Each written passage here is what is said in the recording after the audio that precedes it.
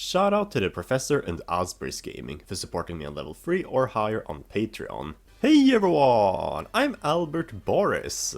So, a few months ago I made this video where I predicted what I thought waves 5 and 6 of the Kart Deluxe Booster Course Pass would look like. How well does it hold up? For the second track, I think we're getting a course that no one is looking forward to. The final SNES track. I believe it will be a vanilla lake. Okay, that's enough! Almost 60,000 people have watched that. You will never be able to take it back. I think you guys know what this video is gonna be about. Summer is rapidly approaching us, and so is Wave 5 of the Kart Deluxe Booster Course Pass. It's been a little more than 3 months now since the 4th wave of this DLC released, all the way back in March. And it's safe to say that I've been very hyped for what the last 2 waves are gonna have in store, seeing as every new wave has so far been an increase in quality. Originally, I made a video predicting what waves 5 and 6 would look like in terms of the remaining courses, however I can't say I'm entirely satisfied with it. I made it only shortly after wave 4 had been revealed, but as more and more courses are getting revealed for Kart Tour, the more easily I notice some of the most avoidable problems in my predictions. Now that a few months have passed though, I've been able to work with my concept over a longer period of time, and so I thought I wanted to make another attempt. After correctly predicting the SMR circuit for wave 4, the pressure on me is high to be as accurate as possible. However, I want to structure this video a bit differently compared to my other ones and focus only on wave 5. That way I can focus a bit more in depth on not only my course predictions, but also what characters I think might return to it, and maybe even other changes and additions we could see. I've grown a bit obsessed with this topic, trying to look for all sorts of patterns in previous waves, as well as data mines for Kart 8 Deluxe and Tour in order to narrow down what is the most realistic outcome for wave 5.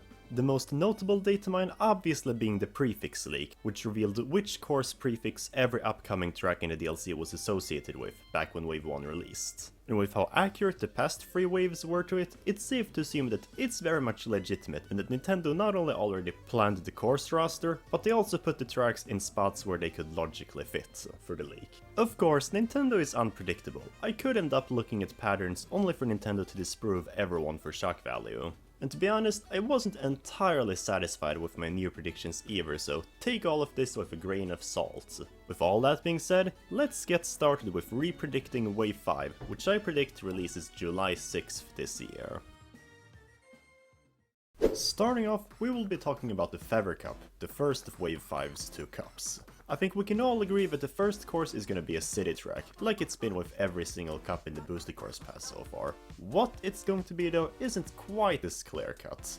Personally, I'm gonna go bold and say it's gonna be Los Angeles laps. This is one of the oldest city courses in Kart Tour, and arguably one of the most ambitious ones as well, with every variant taking place in a completely different location. For that reason, it might seem a bit too much for opening up a wave, especially since it was also originally data mined to be the ending track of Wave 4's Boomerang Cup.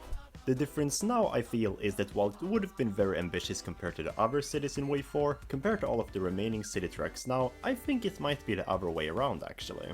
Besides the fact that I believe the opening course should be a track that people are familiar with, I think Los Angeles laps will have a simpler route compared to other city course candidates for Wave 5. Something which I've noticed is that for almost every wave so far, the first city track you play typically has a more simple and predictable route. New York Minute, London Loop and Amsterdam Drift, all 3 are pretty straightforward this way, where one lap typically represents one variant, with the starting line being in the same direction for all 3 laps. Meanwhile, the last city you play in a wave instead tends to have a slightly crazier route, and often having the finish line even be in the opposite direction. This is the case for waves 2, 3 and 4. Wave 1 is the exception, where Paris is technically a bit more complex than Tokyo, but that city track also plays completely differently from any other one. It was more meant to introduce you to the whole arrow gimmick, so I'll let it slide. Anyways, what I'm trying to say is, I predict Los Angeles laps route will be largely based on the one variant one lap formula like the other opening cities. Lap 1 will be LA laps 1 until you get to a lap gate here and do LA laps 2 in reverse, and lastly you do LA laps 3 for the final lap. The finish line will be the same as the starting line, and in the same direction. It's the only remaining city track where I think it's possible to adopt this route style, since every variant is distinct enough that they can act as their own separate laps. It feels slightly wrong to open up a wave with a sunset track, since the sunset represents the end, but hey, make it sunrise instead then. The second track of the Feather Cup is... SNES Bowser Castle Free. Okay, I know this looks kind of bad, but yeah. So according to the prefix leak, we will be getting one more SNES track, and I'm highly certain it will be this one, considering it's the only SNES track in Mario Kart Tour which received a significant makeover, almost like it was made with Mario Kart 8 Deluxe in mind. It is an absolutely stunning remaster, so much so that when it first got unveiled for the game, I put it in Wave 6 for my predictions. Then I came to the realization, if Wave 6 is only gonna have free retro tracks like the prefixes say, despite being the grand finale, I don't think a SNES track would be particularly marketable for that, so I pushed it forward to Wave 5 now. However, the fact that it ended up in this spot specifically on my predictions is more of a necessity rather than what I truly want. I do think it will be a second track, since those tend to be courses that people don't really care too much for, although I'd much rather put it in the Cherry Cup because I do feel like it's a bit too edgy for the first cup.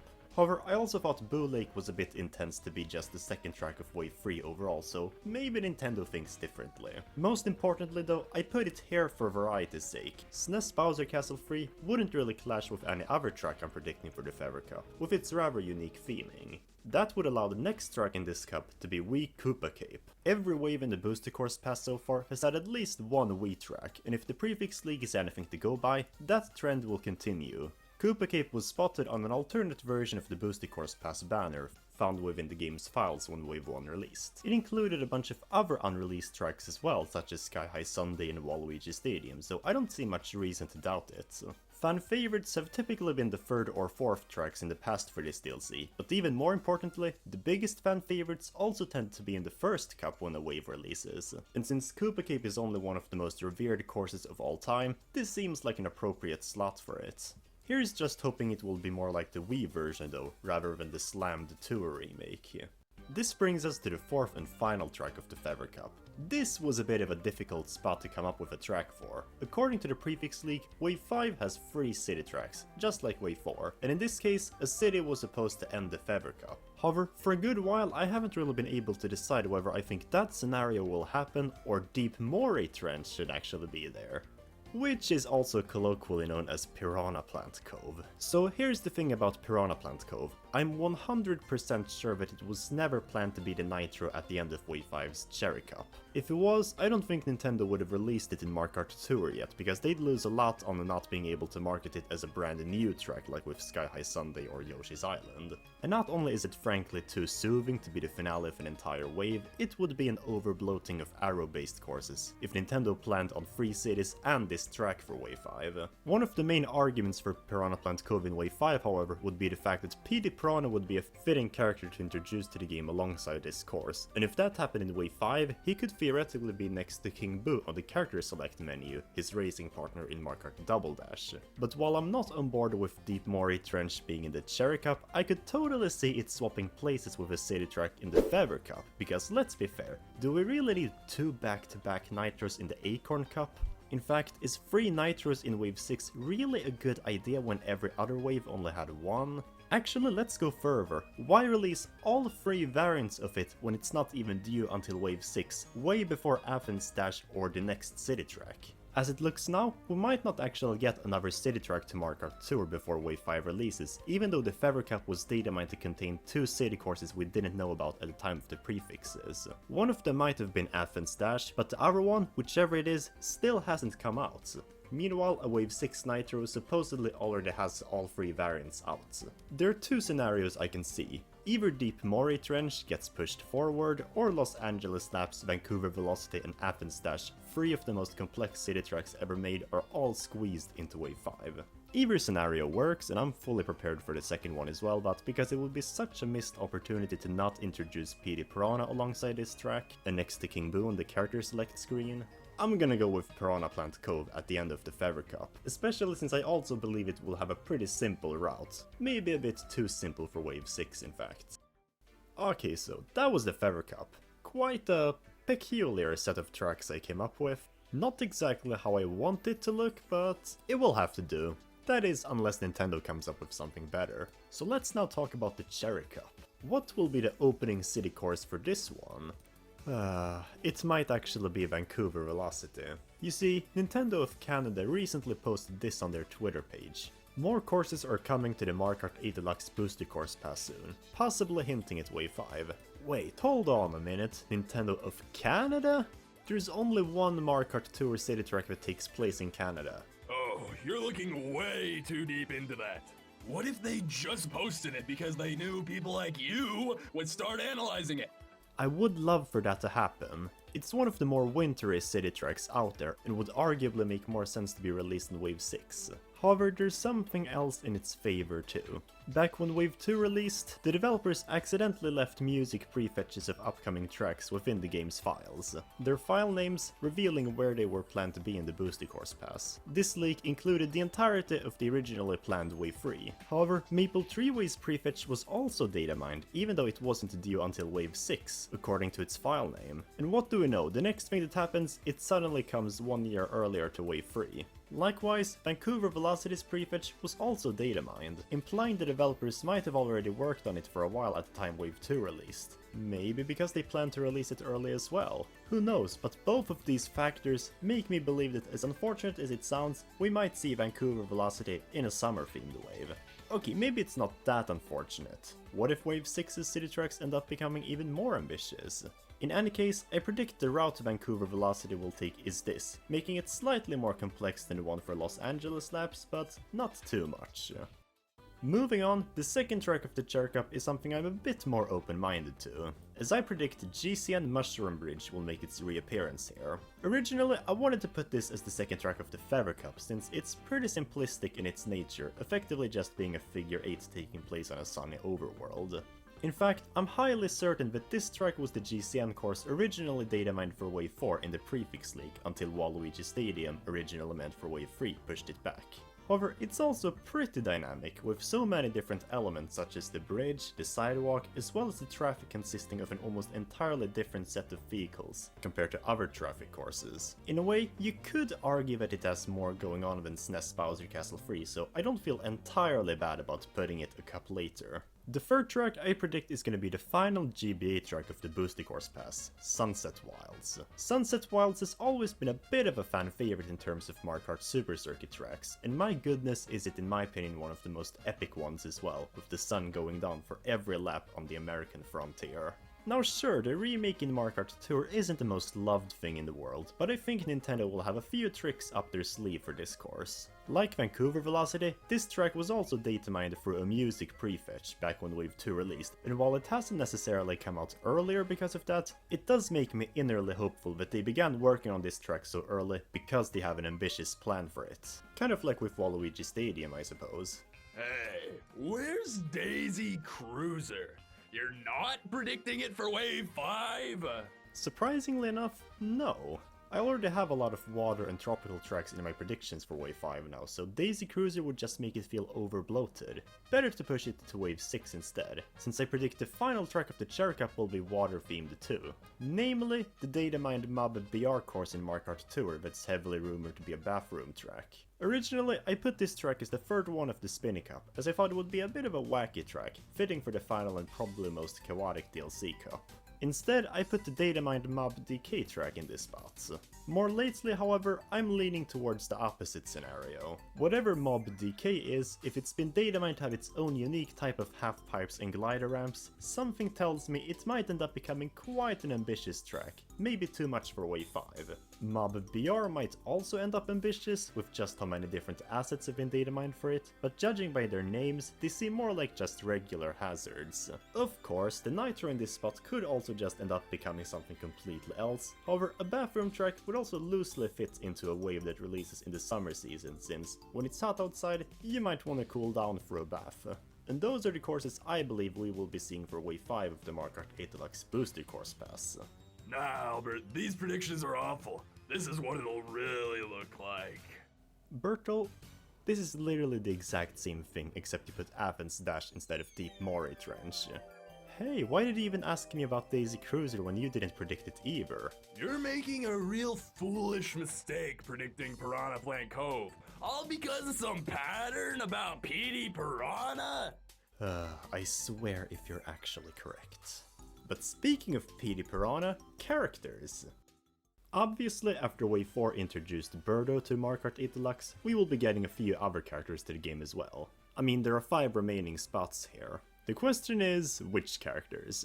Seeing as there are 5 remaining slots, it's safe to assume that Wave 5 will bring us 2 more characters, while Wave 6 gives us the remaining 3. Predicting characters is a bit more difficult in courses because not only have they not been data mined, unlike tracks, there's also a lot more of them. What we do know is that when Birdo was first revealed, she was announced alongside the Yoshi's Island track in the Wave 4 teaser, which was pretty fitting considering Birdo's connection to Yoshi. However, will they continue this type of trend? Will the other characters also be connected to courses? Now that we're likely to get at least 2 characters per wave, does that mean both characters will be connected? Or just one, or none at all? It's difficult to know. But I'm the guy who tries to find a pattern in everything. Let me introduce to you guys my next theory I came up with while making this video, the cup ID theory. So in Mario Kart Tour, every character kind of has their own cup, and within the game's files, they each have a number assigned to them.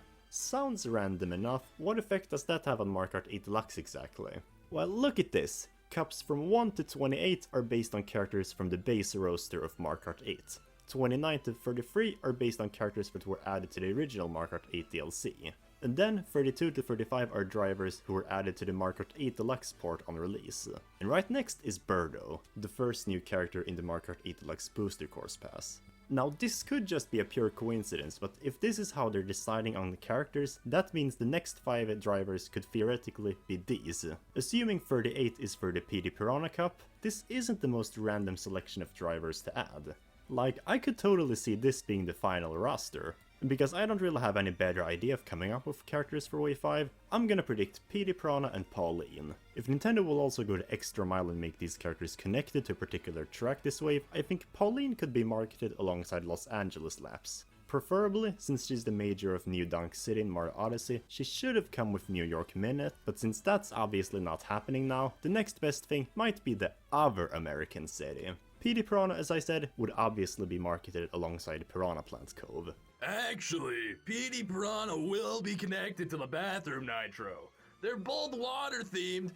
Bertel, you're just copying my homework now. The only thing that separates us is one single track. Hey brothers, look at it on the bright side. At least you actually agree on most courses this time, am I right? It matters not. When Wave 5 is revealed, I walk out with a 100% mark on my predictions. I will finally get the respect I deserve! It's just a video game, Bert. Chill, it's not the end of the world. Overall though, those are my predictions for Wave 5's new characters. Could Wave 5 come with another surprise that none of us expected? Maybe. Wave 2 added a donut spin move for the cars in Coconut Mall, Wave 3 gave us custom items, and Wave 4 ultimately gave us characters. Wave 5 could theoretically also give us another surprise, although I'm not sure which. A lot of people have speculated that maybe we will be getting additional battle stages, but I wouldn't be so sure about that, considering it would be much bigger than anything else we've ever gotten for the DLC. To be honest, there are 2 things I think Wave 5 could take us by surprise with. One, an improved Bangkok Rush. This track was unfortunately slammed by fans when it first came in Wave 4, due to the pale skybox and how it removed certain elements like the tuk-tuks from this street or the inky piranhas under the Skytrain. While I don't think they'd ever change the skybox, I do think they could maybe add back the other removed elements, similarly to how they fixed the cars in Coconut Mall for Wave 2. The other thing I believe Wave 5 could surprise us with is more items. When Wave 3 released, we were able to choose which items we wanted during races for this new menu, which surprisingly had 2 missing slots. Maybe it's hinting towards additional items. It wouldn't be that major of a surprise, but still significant enough, and that's why I'll go bold and say that for Wave 5, we'll get the Mega Mushroom, as well as the Bowser Shell for Wave 6, because why not?